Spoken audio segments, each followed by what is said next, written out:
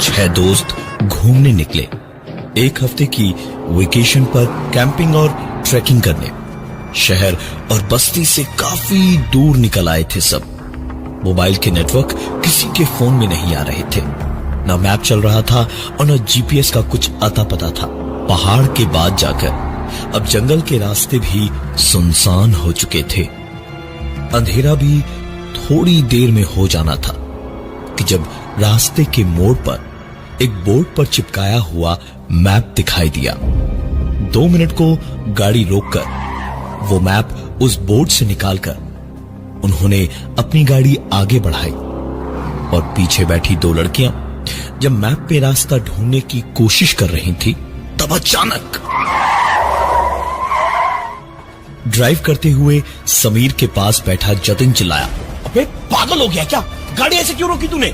समीर बेहद हैरान सा गाड़ी की स्टीयरिंग को देखता हुआ ब्रेक्स और एक्सीलरेटर पे पैर मारते और चाबी घुमाकर गाड़ी स्टार्ट करने की कोशिश करते हुए बोला, यार ब्रेक नहीं मारी मैंने, पता नहीं शायद कुछ गड़बड़ है, दोबारा स्टार्ट करके देखता हूं। लेकिन कई कोशिशों के बावजूद गाड़ी स्टार्ट नहीं हुई और जतिन ने फिर से कहा, समीर तेरा हर बार का नाटक है, कहां से खटारा गाड़ियां जुगाड़ करता है तू।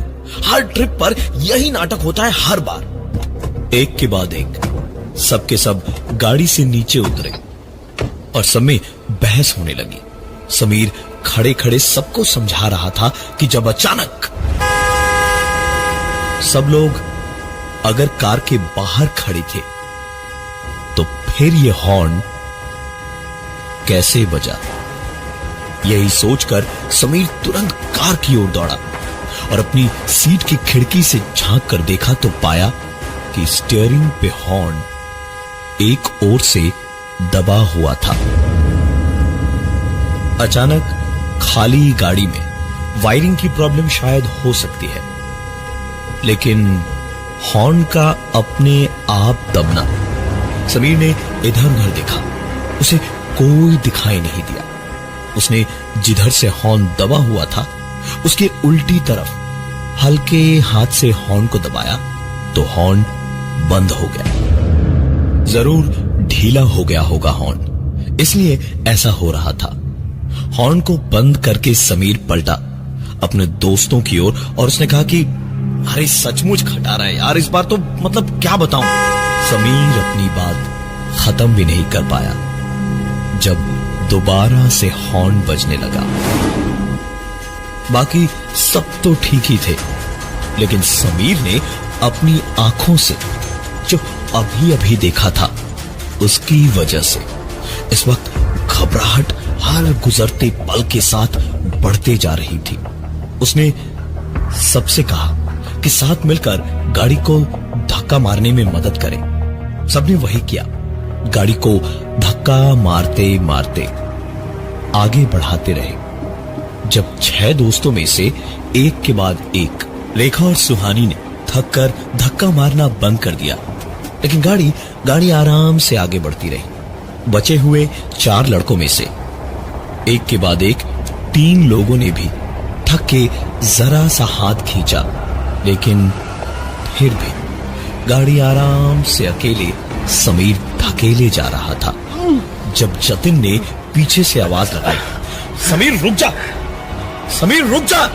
आवाज सुनकर समीर ने रुककर पीछे देखा तो सारे दोस्त वहीं खड़े थे। हैरानी से पलटकर उसने वापस गाड़ी की ओर देखा तो गाड़ी अपने आप उस जंगल में आराम से आगे की ओर चलती जा रही थी। आखिरकार गाड़ी को धक्का देते देते सारे दोस्त उस डाक बंगलो तक पहुंचे जहां उनके जाने की बात थी, लेकिन वहां पहुंचकर सबने पाया कि वो तो पुराना खंडहर था।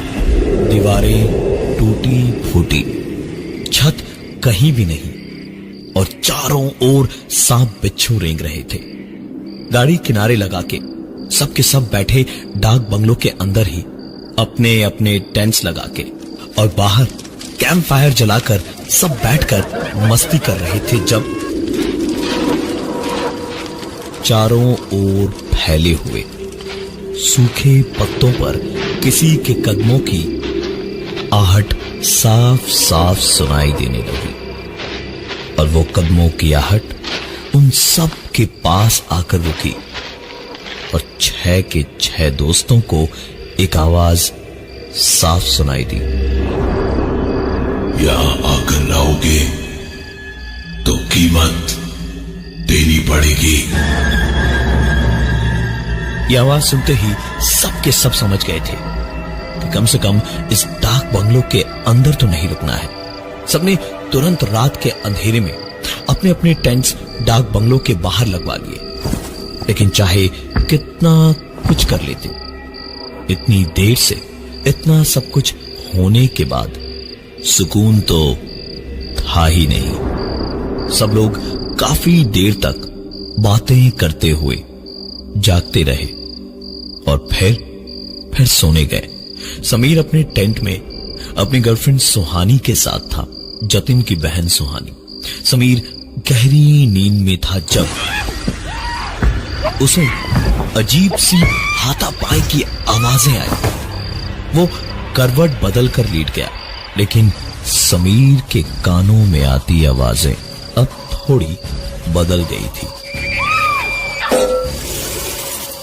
ऐसा साफ समझ आ रहा था कि अब सिर्फ ऐसी वैसी आवाजें नहीं, बल्कि वो आवाजें थी कि जहां मिट्टी खोदकर कुछ दफन किया जा रहा था। अब तक आती हुई हाथापाई और बाकी सारी आवाजें बंद हो चुकी थी और कुछ अलग किस्म की आवाजें आ रही थी। समीर की आंख तो खुली, लेकिन जितनी देर में समीर उठा उतनी देर में उसने आती हुई आवाजों से साफ समझ लिया कि कुछ छोटी मोटी नहीं बल्कि बहुत बड़ी गड़बड़ थी, क्योंकि आवाजें जो थी उसे साफ समझ आ गई थी कि किसी ने मिट्टी में गड्ढा खोदकर कुछ दफन किया है। समीर उठा, पास में सुहानी को होना चाहिए था, लेकिन वो वहां नहीं थी। शायद जतिन के पास, यानी अपने भाई के पास होगी। यही सोचकर समीर उठा जरूर, लेकिन दिल ही दिल में उसे डर खाए जा रहा था। और टेंट से निकलते ही उसने अपने टेंट के थोड़ा सा आगे एक छोटा सा मिट्टी का टीला देखा, जैसे किसी ने अभी अभी उसे खोदकर वापस ठीक किया हो। समीर डर, हैरानी और खौफ सबके मिले जुले हाल से उठकर उसी टीले की ओर दौड़ा, और टीले तक जाते ही किसी जानवर की तरह उस टीले को हाथों से खोदने लगा, और खोदते खोदते आखिरकार उसे सुहानी के दफन की हुई ताजी लाश दिखाई दी। समीर बेहद प्यार करता था सुहानी से। लाश देखते ही उसकी चीख निकल गई, और उसकी चीख सुनकर सब के सब टेंट से निकल कर आए, और बाहर आकर आधी जमीन में दफन अपनी बहन सुहानी की लाश देखकर जतिन खुद पर काबू नहीं रख पाया और भाई, मैंने तुम्हारी बहन को नहीं मारा भाई। जतिन ने समीर के सर पर एक भारी लकड़ी से जोरदार वार करके उसे भी वहीं मार डाला। 6 दोस्तों में अब सिर्फ 4 बचे थे। जब सर से गर्मी और गुस्सा उतरा तो चारों ओर फैला खून देखकर जतिन को समझ आया कि ये उसने एक पल के गुस्से में क्या कर डाला। बाकी तीनों दोस्तों ने बहुत कोशिश की रोकने की जतिन को, लेकिन जतिन को रोक पाना मुश्किल था। कोई सबूत नहीं था कि समीर ने सुहानी को मारा था और जतिन ने समीर को मारा। इसके गवाह उसके दोस्त तो थे, और उस लकड़ी के लट पे उसकी उंगलियों के निशान भी। जतिन ने तुरंत अपने दोस्तों से जितनी हो सके उतनी लकड़ियां बटोर लाने को कहा और आखिरकार लकड़ियों के 2 बड़े बड़े गट्ठर बना के समीर और सुहानी दोनों की लाशें उस पर डालकर जतिन ने उनकी लाशें जला दी। लाशें जल जाए इसके बाद वो वहां से निकले। इस इंतजार में खड़े ही थे सब लोग जब अचानक से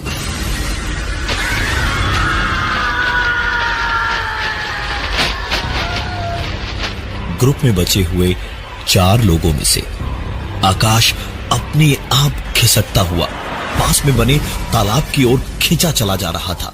जतिन कुछ दूर तक उसे रोकने और बचाने को उसके पीछे पीछे गया, लेकिन कोई फायदा नहीं हुआ। जिस तेजी से आकाश को पानी में घसीटा गया था वो किसी इंसान के बस में नहीं था। जतिन दूर से ही देख पा रहा था कैसे आकाश कोशिशें कर रहा था खुद को बचाने की, लेकिन कोई फायदा नहीं था। आखिरकार तालाब के उस ठहरे हुए पानी में आकाश की लाश पानी की सतह पर उभर आई। जतिन के साथ अब सिर्फ रेखा और विनय बचे थे। तीनों ने सोचा सुबह तक आसपास साथ साथ रहने में ही भलाई है। एक भी कोई अलग थलग पड़ा तो पता नहीं अब क्या हो। 2 टेंट्स को मिलाकर एक बड़ा टेंट बना के तीनों उसी में बैठे रहे काफी देर तक। जब तीनों ने एक साथ सुना, भैया भैया बचाओ बचाओ भैया बचाओ, सुहानी की चीखें पूरे जंगल में गूंज रही थी। जतिन एक झटके से उठ के खड़ा हो गया अपनी मरी हुई बहन को बचाने के लिए। जब रेखा और विनय दोनों ने एक साथ उसे पकड़ के रोका और चिल्ला के विनय ने कहा, जतिन तू पागल हो गया है क्या? सुहानी मर चुकी है। अभी अभी तूने खुद अपने हाथों से उसे जलाया था। खुद को संभाल, बाहर निकलेगा तो तू बचेगा नहीं भाई, तू बचेगा नहीं। जतिन ने उनकी एक नहीं सुनी और विनय के हाथ में मैप पकड़ा के बस इतना ही कहा, अगर मुझे कुछ हो गया तो यहां से बाहर जाने का रास्ता इस मैप में है। यही मैप शायद तुम्हारी जिंदगी बचा पाएगा। इतना कह के जतिन जबरदस्ती अपना हाथ छोड़ाकर टेंट से निकल गया, सुहानी को पुकारता हुआ, सुहानी सुहानी सुहानी सुहानी। विनय और रेखा डरे सहमे हुए टेंट के अंदर ही थे जब एक बार फिर से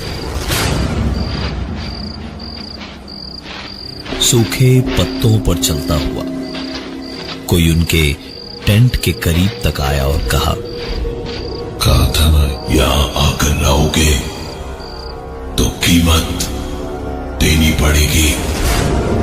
ये बात खत्म हुई और एक चीख जंगल में गूंजी और एक कोहनी से कटा हुआ हाथ उनके टेंट के अंदर किसी ने फेंका। गौर से देखा तो हाथ की कलाई पे बंधे ब्रेसलेट पर नाम लिखा था, जतिन। रेखा और विनय अपनी सांस भी धीमे धीमे ले रहे थे कि कहीं सांस की आवाज से मौत उन्हें ढूंढ न ले। ऐसे ही जागते हुए आंखों में रात कटी। सवेरा हुआ तो दोनों डरे डरे टेंट से बाहर निकले। विनय ने सामने पड़ी हुई एक लकड़ी उठाई और दोनों ने वापस डाक बंगलों की ओर चलना शुरू किया।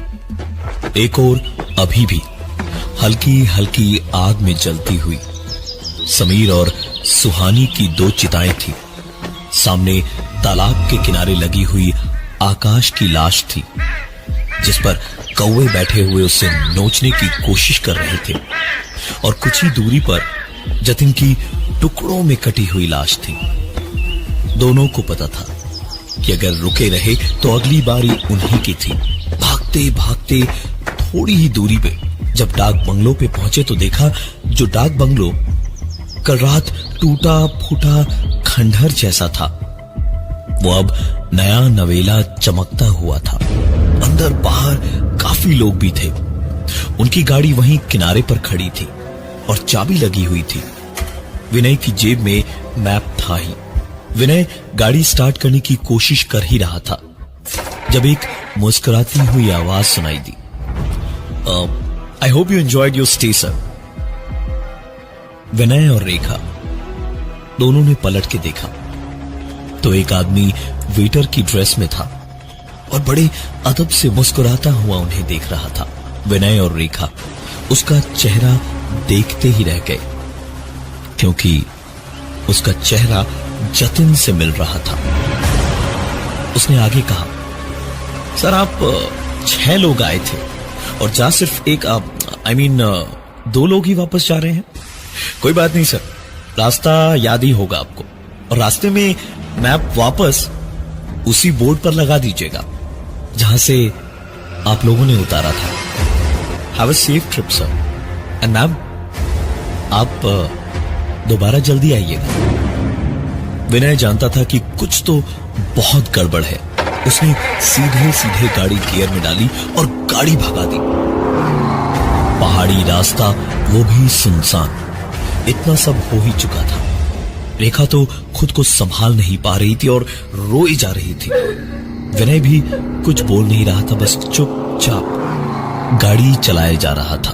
वही मोड़ जहां आते वक्त उनकी गाड़ी अचानक ब्रेक लगने से रुकी थी, उसी मोड़ पर अब दोबारा